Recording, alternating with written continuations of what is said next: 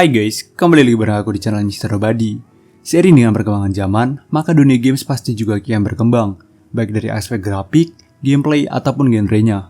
Perkembangan tersebut terus dilakukan oleh developer untuk menarik minat para gamer agar memainkan game buatannya, mengingat sengitnya persaingan antar games yang ada di pasaran.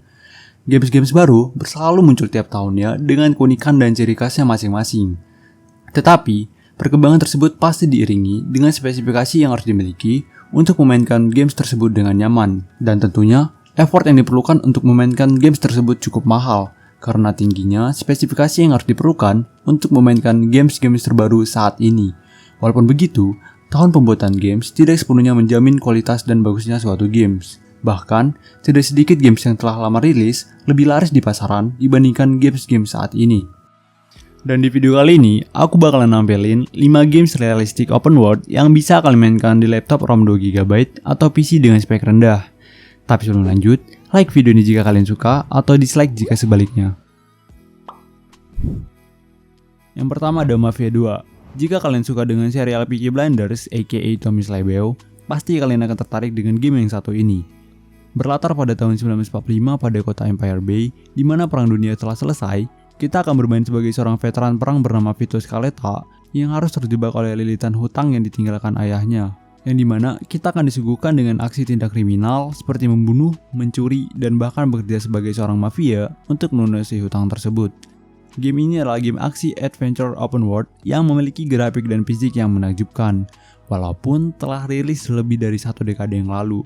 Dan kabar baiknya ialah kalian tidak perlu takut dengan lagging pada gamesnya, walaupun dengan grafik dan mapnya yang cukup luas, karena games ini cukup ringan dimainkan di komputer dengan spek rendah. Yang kedua ada Just Cause 2. Just Cause 2 adalah game aksi adventure yang rilis tahun 2010 yang dikembangkan oleh Avalanche Studios. Jika kalian mencari games action open world dengan tingkat chaos di atas rata-rata, games ini adalah jawabannya. Games ini memiliki combat yang sangat menakjubkan dan brutal.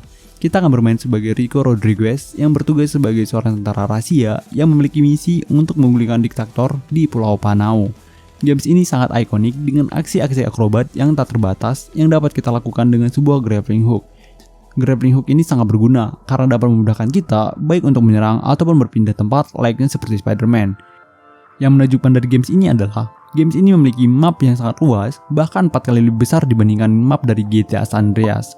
Map tersebut juga terdiri dari beberapa latar yang berbeda, seperti perkotaan, pedesaan, pegunungan, gurun, dan hutan.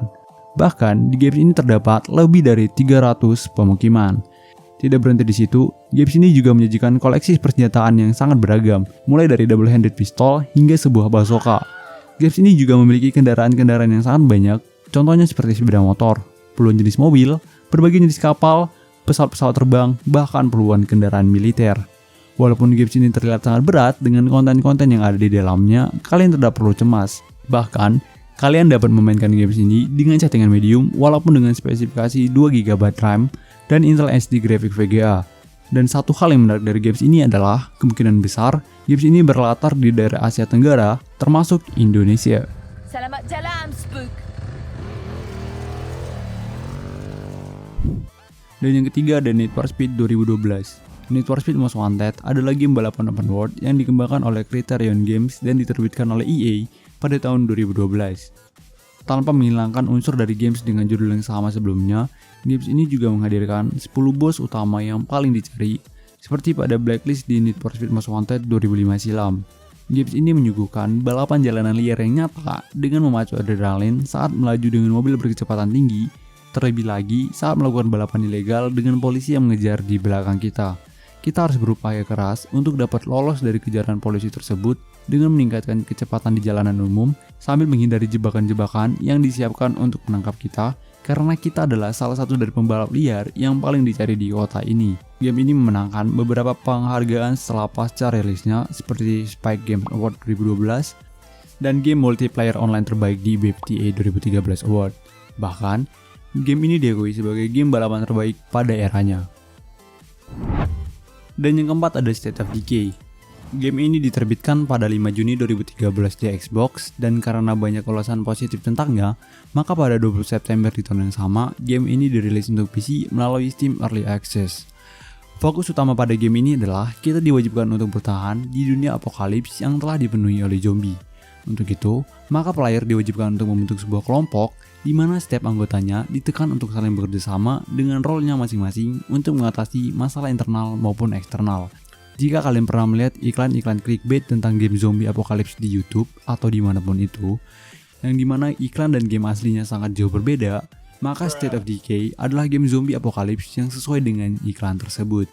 Di dalam game ini, kita dapat melakukan banyak hal untuk dapat bertahan hidup, seperti merekrut anggota ke kelompok kita, membangun dan memperkuat markas, melakukan trading dengan survivor lain, dan tentunya melakukan looting ke setiap bangunan untuk memenuhi persediaan makanan dan persenjataan kita.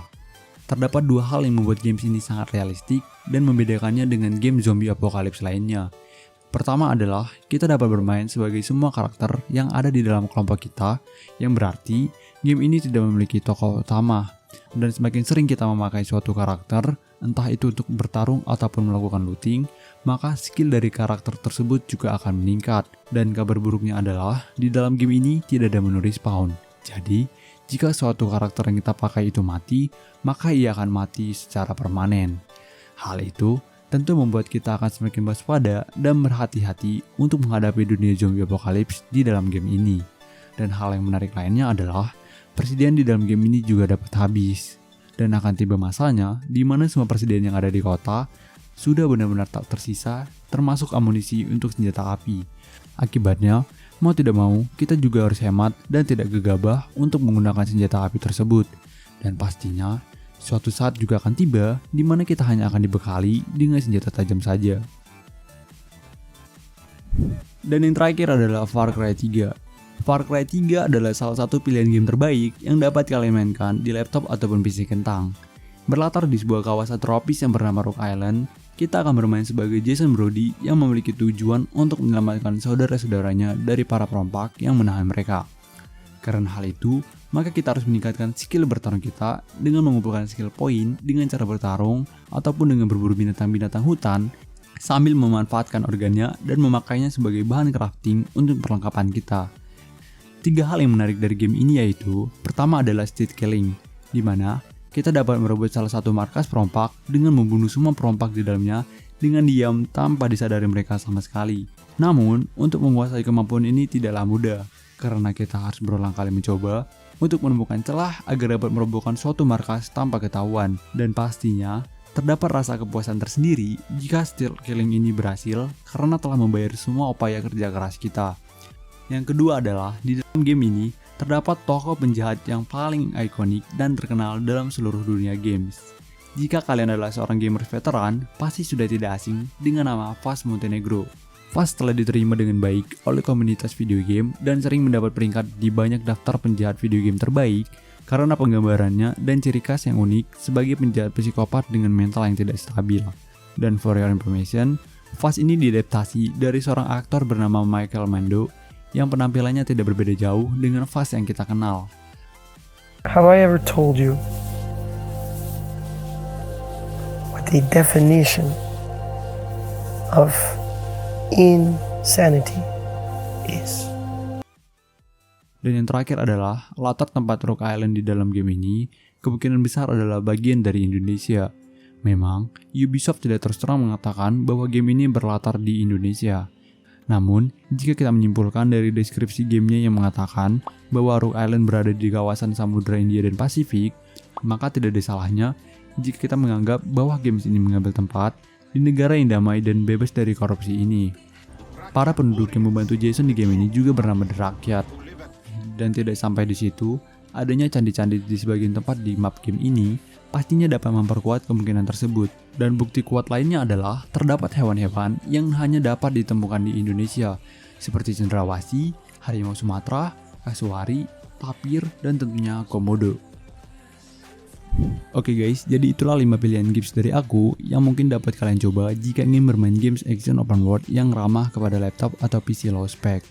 Terima kasih karena telah meluangkan waktu kalian untuk menonton video kali ini, dan maaf jika ada salah kata. Like video kali ini jika kalian suka atau dislike jika sebaliknya. Sekian dari aku, Tata Tetutu, pergi dulu, dadah.